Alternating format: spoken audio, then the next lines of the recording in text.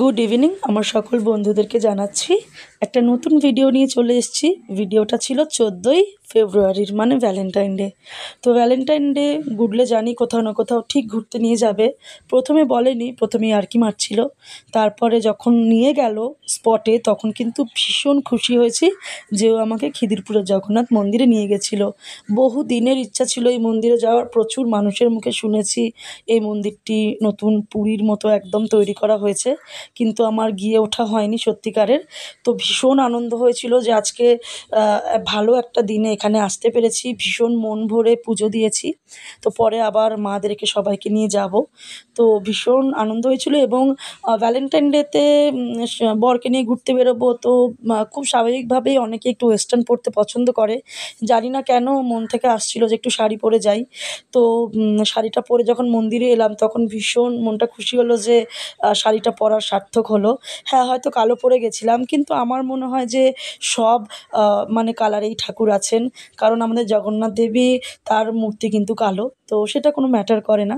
তো এখানে দেখো জগন্নাথ দেবের আরতি হচ্ছিল, ভীষণ ভালো লাগছিল, যেন হঠাৎ করেই মনে হলো আমি কি পুরীতে চলে এলাম। তো সেটা নয়।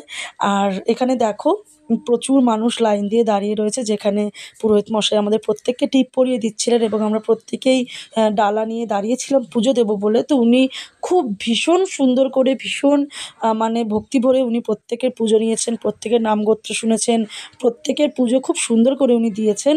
তো আর ঠাকুরদেরকে যখন দেখছিলাম মনটা সত্যি ভরে যাচ্ছিলো। তোমরাও দেখো খিদিরপুরের মতো জায়গাতে এত সুন্দর জগন্নাথ দেবের মন্দির, মানে মন খারাপ হলেই যেন মনে হয় গিয়ে বসা যায়। এবং সত্যি কথায় গিয়ে ওখানকার স্পেস যেটা এতটাই সুন্দর, এতটাই বড়, সেখানে কিন্তু সন্ধেবেলায় কোনো এক সন্ধেবেলায় মন খারাপ হলে বা কিছু হলে, আমার বাড়ি থেকে যেহেতু খিদিরপুরটা খুবই কাছে, তো সেখানে গিয়ে কিন্তু একটু বসে আসাই যায়, ভীষণ ভালো লাগবে। তোমরা মেবি অনেকেই গেছো, আবার হয়তো বা অনেকেই যাওনি। একবার গিয়ে কিন্তু জগন্নাথ দেবকে দর্শন করে আসতে পারো, ভীষণ ভালো লাগবে। এবং জগন্নাথ দেবের মন্দিরকে ঘিরে প্রচুর দেবদেবীর মূর্তি ছিল। গণেশজি ছিলেন, সরস্বতী ঠাকুর ছিলেন, বজরংবলী ছিলেন এবং আরও প্রচুর ঠাকুর ছিলেন। আমি প্রত্যেককে আমার ভিডিওতে একটুখানি ক্যামেরাবন্দি করার চেষ্টা করেছি, তোমরা দেখে নাও। এবং আমি তো বারবার বলবো যে তোমরা প্লিজ একবার এখানে জগন্নাথ দেবকে দর্শন করে যেও, ভীষণ মনটায় শান্তি লাগবে। এবং এত স্পেস মন্দিরে না, তুমি যদি যেখানে খুশি এক কোণে বসে থাকো না, খুব ভালো লাগবে। এবং মন্দিরটা দেখে কোথাও মনে হয়নি যে আমি খিদিরপুরে দাঁড়িয়ে আছি। আমি সবসময় মনে করছিলাম যেন আমি পুরীতে এসে দাঁড়িয়ে রয়েছি। হয়তো বা বেরোলেই আমি সমুদ্র পাবো। হ্যাঁ, হয়তো সমুদ্র নেই, কিন্তু জগন্নাথ দেব কিন্তু একদম পুরীর মতনই এখানে বিরাজ করছেন। তোমরা অবশ্যই একবার যেতে পারো। তো এখানে দেখো রথের চাকা রয়েছে, এখানে নানান দেবদেবী ছিলেন, ভগবত ছিলেন।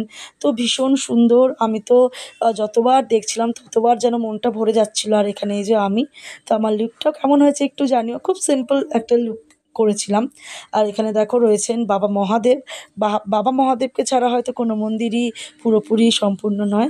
আর এখানে দেখো ভীষণ সুন্দর ভোগের ব্যবস্থা, এবং এখানে ভোগের ব্যবস্থাটা এরকমই যে তুমি যতবার চাইবে ততবার নিতে পারবে। তো আমি যখন ভোগটা নিলাম তখন আমার ভীষণ ঘরের জন্য মনটা কাঁদছিল, যেন মনে হচ্ছিলো যে পুজো তো দিয়েছি, তাও যদি একটু ঘরে নিয়ে যাওয়া যায়। তো ওনারা ভীষণ পোলাইটভাবে কিন্তু আমাদেরকে আবারও দিলেন ভোগ, এবং আমি কিন্তু ঘরের জন্য নিয়ে এসেছিলাম।